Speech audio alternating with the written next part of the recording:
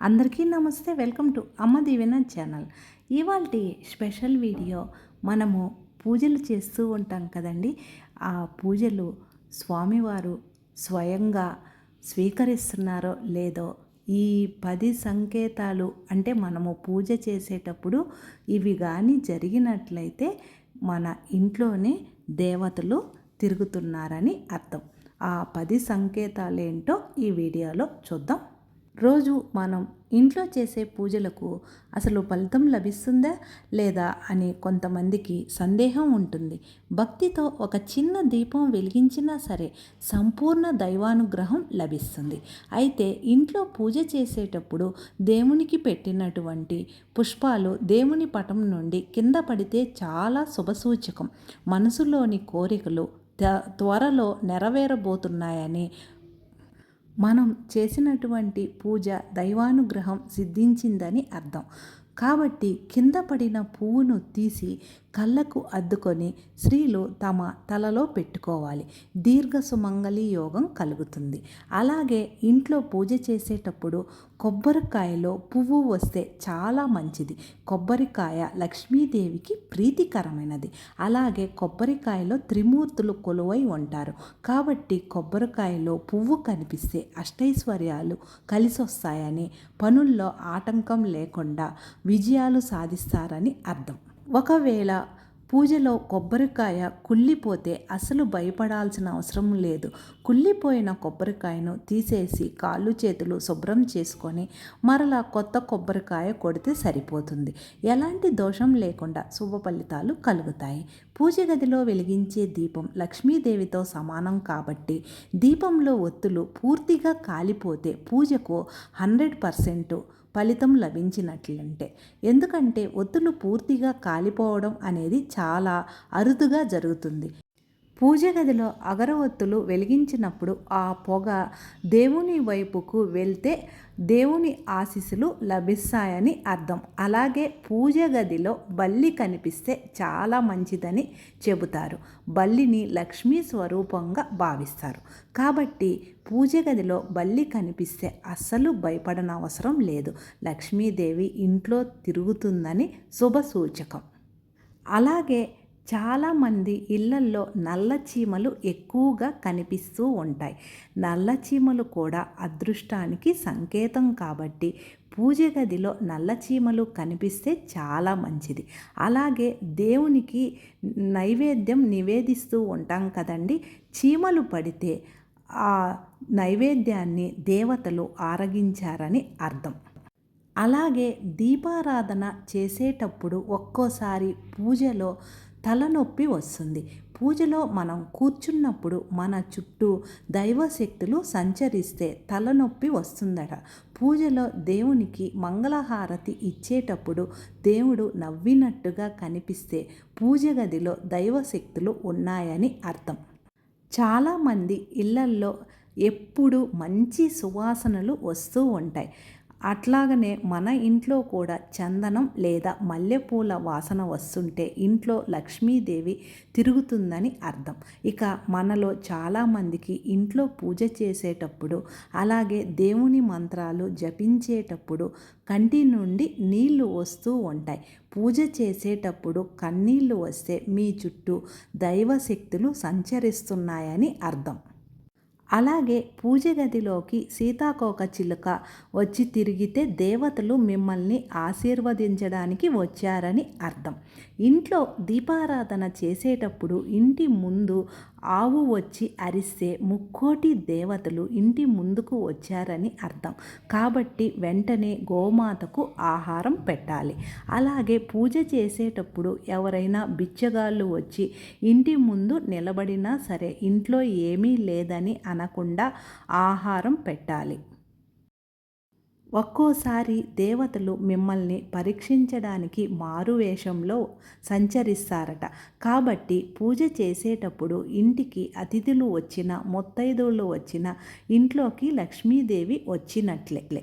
పూజ మధ్యలో దీపం కొండెక్కితే భారీ ధన నష్టాన్ని సూచిస్తుంది. కాబట్టి వెంటనే కొండెక్కిన దీపం తీసేసి కొత్త దీపం వెలిగించి ఓం నమః శివాయ అనే పంచాక్షరి మంత్రాన్ని 108 సార్లు జపించాలి.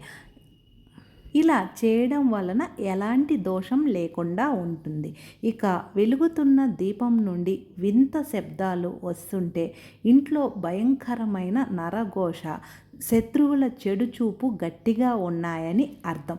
అలాగే వెలుగుతున్న దీపం నుండి నల్లటి పొగ ఎక్కువగా వస్తే ఆ ఇంట్లో విపరీతంగా నెగటివ్ ఎనర్జీ ఉందని అర్థం. దీనివల్ల భార్యాభర్తల మధ్య అకారణంగా గొడవలు ఏర్పడతాయి. అలాగే పూజ గదిలో కర్పూర హారతి వెలిగించగానే వెంటనే ఆరిపోతే పూజను దేవుడు స్వీకరించలేదని, ఇంట్లో పితృదోషాల తీవ్రత ఎక్కువగా ఉందని అర్థం.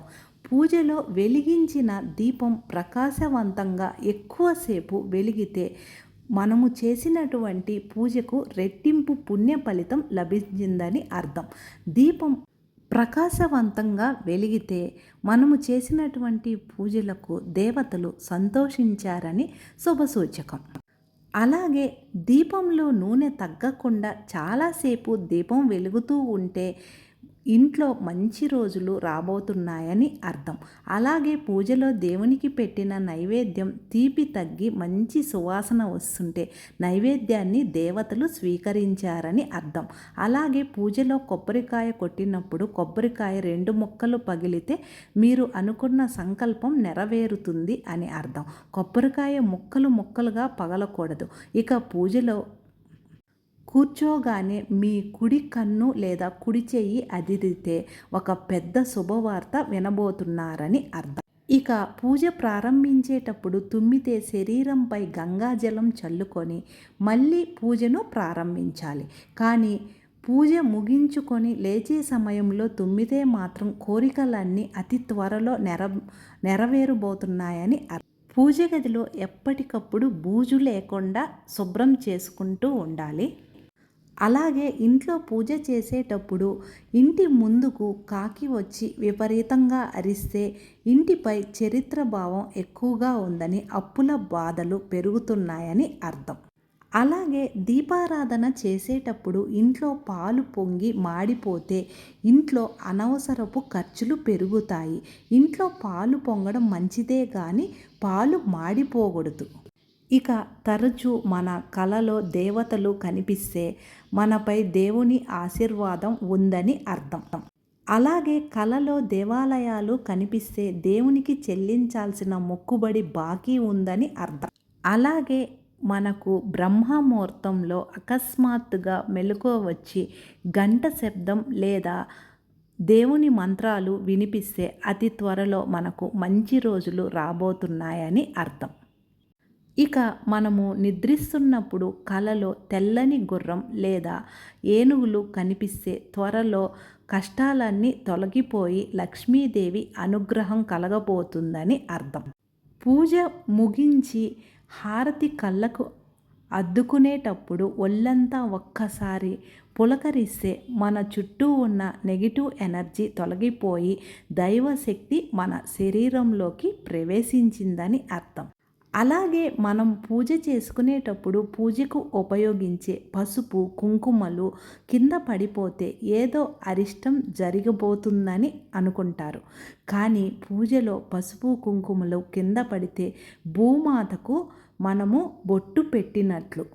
అలాగే పూజ గదిలో ఉన్న దేవుని ఫోటో లేదా దేవుని విగ్రహం ఉన్నట్టుండి కింద పడిపోతే ఇంటి యజమానికి ఆకస్మిక ప్రమాదాలు రాబోతున్నాయని సంకేతం. సకల దేవతా స్వరూపి అయిన గోమాత శుక్రవారం లేదా మంగళవారం రోజు అనుకోకుండా ఇంటి ముందుకొచ్చి ఆహారాన్ని స్వీకరించిన, మూత్రం పోసిన లేదా పేడ వేసిన ఆర్థిక సమస్యలన్నీ తొలగిపోయి త్వరలోనే అదృష్టం పట్టబోతుందని అర్థం. ఇక పూజలో దేవునికి సమర్పించిన నైవేద్యంలో తల వెంట్రుకలు కనిపిస్తే ఆ నైవేద్యం అపవిత్రమైనదని, ఇంట్లో రాహువు ప్రభావం వల్ల దరిద్రం పెరుగుతుందని అర్థం. పూజ గదిలో ఎక్కువగా దేవుళ్ళ విగ్రహాలు ఉండకూడదు. దీని వలన పూజకు సరైన ఫలితం దక్కదు. అలాగే ఎప్పుడు పడితే అప్పుడు దీపారాధన చేయకూడదు. ఉదయం బ్రహ్మముహూర్తంలో చేసే పూజలకు రెట్టింపు ఫలితం లభిస్తుంది. అలాగే సాయంత్రం చేసే పూజలకు కూడా చాలా మంచి ఫలితం లభిస్తుంది. ఇక ఆంజనేయ స్వామి స్వరూపమైన కోతి మన ఇంట్లోకి వచ్చి దేవుడి దగ్గర పెట్టిన నైవేద్యాన్ని తీసుకెళ్తే ఇంట్లో లక్ష్మీదేవి కాలు పెట్టబోతుందని అర్థం. అంతేనండి ఈ వీడియో. మనం చేసే పూజలలో ఈ సంకేతాలు కనిపించినట్లయితే మన ఇంట్లోనే లక్ష్మీదేవి స్థిరంగా ఉంది అని అర్థము. ఇక ఈ వీడియో మీకు ఉపయోగపడుతుంది అనుకుంటే లైక్ చేసి షేర్ చేయండి. మన అమ్మ దీవెన ఛానల్ ఫస్ట్ టైం చూస్తుంటే మర్చిపోకుండా సబ్స్క్రైబ్ చేసుకోండి. అలాగనే శారదాస్ ఛానల్ కూడా చూస్తూ ఉండండి. Thank you.